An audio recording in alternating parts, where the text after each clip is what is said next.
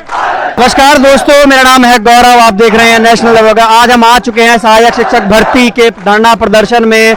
उत्तर प्रदेश में जो 69,000 शिक्षक भर्तियां आई थी उसमें आरक्षण घोटाला हुआ है, जिसको लेकर यहाँ पर अभ्यर्थी लोग सब प्रदर्शन कर रहे हैं। आज यहाँ पर प्रदर्शन करने के लिए एक महारैली बुलाई गई है, जिसको भीम आर्मी का समर्थन प्राप्त है। यहाँ पर भीम आर्मी के चंद्रशेखर आजाद भी इन लोगों का समर्थन करने के लिए आए हुए हैं। आप हमारे पीछे देख सकते हैं कितना बड़ा हुजूम है, लोगों का हुजूम है जो धरने को समर्थन करने के लिए आया हुआ है। आज हमारे साथ यहाँ पर कुछ अभ्यर्थी बैठे हैं जो शिक्षक आरक्षण भर्ती के शिकार हैं। ये लोग यहाँ पर पिछले 80-85 दिनों से प्रदर्शन कर रहे हैं। आज इनकी यहाँ पर महारैली है, महाधरना। इनसे हम कुछ बात करेंगे, जानेंगे इनकी समस्याओं के बारे में, इनकी परेशानियों के बारे में। आपका नाम क्या है? मेरा नाम है पूजा गोस्वामी, मैं बलिया डिस्ट्रिक्ट से आई हूँ।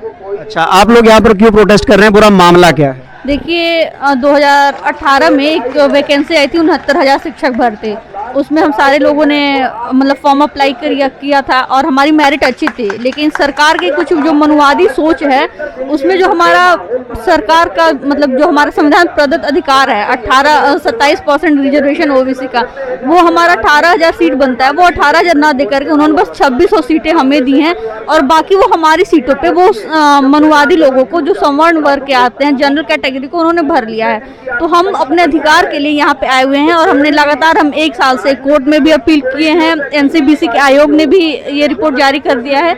इस भर्ती में इतने बड़े घोटाले हुए, इसके बाद भी सरकार हमें हमारा सीट और हमें हमारा अधिकार नहीं दे रही है। तो उसी को हम लोग बताने के लिए आज हम लोगों ने महाआंदोलन की तैयारी करी है। क्या आपको लगता है कि आपके इस आंदोलन से सरकार पर कुछ असर पड़ने वाला है? क्योंकि पिछले 80 दिनों से आप लोग बता रहे हैं, प्रोटेस्ट कर रहे हो, 1 साल से कोर्ट में केस लड़ रहे हो। क्या आपको लगता है कि आज इस आंदोलन से सरकार के ऊपर फर्क पड़ेगा? बिल्कुल पड़ेगा, क्योंकि हम बहुजन समाज से आते हैं और यूपी में जो सरकारें बनती है वो हमने ही बनाई है, हम बहुजन वर्ग के ही लोगों ने बनाई है।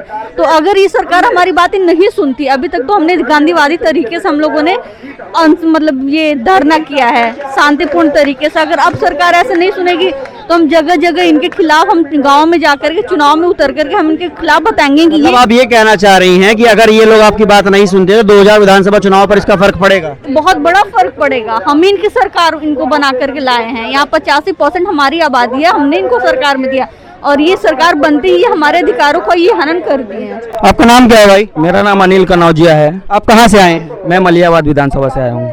अच्छा, तो क्या आप भी इस शिक्षक भर्ती के पीड़ित हैं? नहीं नहीं, मैं संगठन से हूँ। आप संगठन? जी, मैं इनके समर्थन में आया हूँ क्योंकि लगभग 80 दिन हो गए और ये घोटाला हुआ है 69,000 शिक्षक भर्ती में।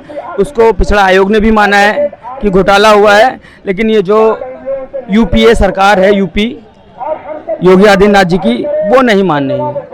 इससे ये जाहिर होता है कि सारी चीजों को जो हमें अन्न देता है, जिसकी वजह से हम महापंचायत हुई है बहुत बड़ी, बोलते हैं कि 20 लाख किसान वहां पर आए थे।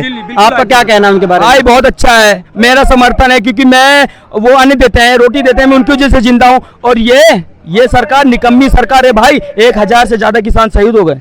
बताइए, लॉलीपॉप दे रहे हैं। जब भाई मुझे टॉफी नहीं चाहिए तो क्यों दे रहे हो? किसान कहता है हमें ये कानून नहीं चाहिए, तो आप क्यों दे रहे हो भाई? रद्द करिए आप उन कानूनों को, क्यों दे रहे हो? मुझे नहीं चाहिए ना। किसान भाई शहीद हो गए 1,000 से ज्यादा।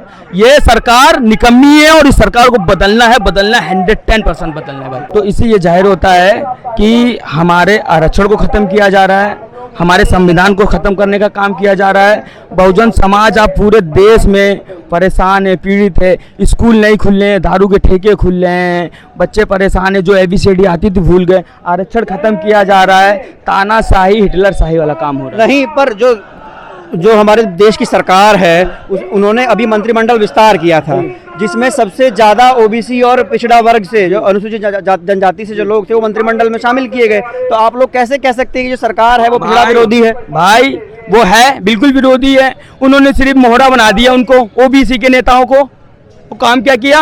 ओबीसी के नेता हैं, आए आरक्षण दिलाए, क्यों नहीं आ रहे?